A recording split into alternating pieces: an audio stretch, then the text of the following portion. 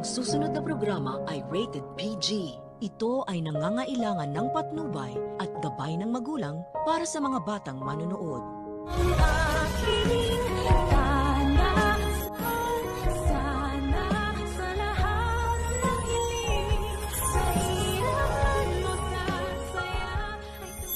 Kahit kailan talaga ay napakawalang kwentang asawa nitong si Carlos. Pagkat imbis na maging masaya na ligtas na nga ang asawa niyang si Lynette, ay naisipan niya pang pagsuspetsahan ito na kabila ng pinagdaanan nito na muntikan na ngang mapatay ng mga holdupper. Nang ipagtapat kasi ng nanay ng batang doktora na sinabi noon ng holdupper na matagal na nilang tinitiktikan ang bahay nila, pati na rin itong kumag na doktor na si Carlos, ay question niya pa si Lynette at naisip na baka naman daw inside job ang nangyari at may mga kasabwat ito. Tinanong niya pa nga kung sino daw ba ang kasama ng asawa niya bago pumasok ang mga holdupper. Nagpanting naman ang tainga ng batang doktora dahil sa tono ng pananalita ni Carlos ay halatang halata naman na pinagbibintangan niya nga itong sina Aling Susan at Diyosa na kasabwat ng mga holdupper. Ang katigasan naman kasi ng ulo nitong si Lynette nung una pa lang na kahit na sinabi na ni Annalyn na may kakaibang ugali ang napangasawa niya ay itinuloy niya pa rin ang pagpapakasal dito. Hindi naman halata na asawang-asawa na nga ang lola niyo. Sa kabilang banda dahil bigo si Annalyn at Robert na makita si Lolo Pepe sa basurahan,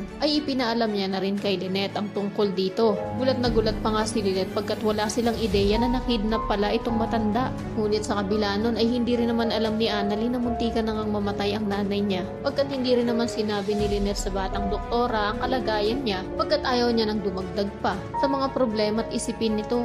Samantala, ito namang si Lolo Pepe ay nagkaroon nga ng pagkakataon na matakasan si Zoe. Ngunit sa kasamaang palad ay bigla namang umuwi na itong si Balahadja. Kaya imbes na makatakas na ng maayos ang matanda, ay nagkahabulan pa. At upang mas mabilis nga nilang mahuli si Lolo Pepe ay naghiwalay itong si Zoe at Balahadja. Natitiyak din kasi ng dalawa na hindi yun makakalayo pagkat bukod sa matanda na si Lolo Pepe, iika-ika nga ang matanda dahil na rin sa bugbog ni Balahadja sa kanya. Ngunit sa hindi inaasahang pangyayari ay si Zoe pa ang unang makakakita kay Lolo Pepe. At siya rin ang unang mapapaputukan nito ng baril. Pagkarinig naman ni Balahadja ng putok ng baril, ay pupunta siya kaagad sa gawi kung nasaan si Zoe. Kaya't panigurado na pati na siya ay mababaril din ng matanda. Sana nga lang ay mapuruhan ang mga masasamang loob na ito upang hindi na magkaaberya at makatakas na ng tuluyan itong kaawa-awang si Lolo Pepe. Kaya naman, kung isa ka rin sa mga nagnanais na matuluyan na nga itong si Zoe, upang mabawas-bawasan naman ang mga kontrabida dito sa drama, ay pakiclick naman ang like at subscribe button.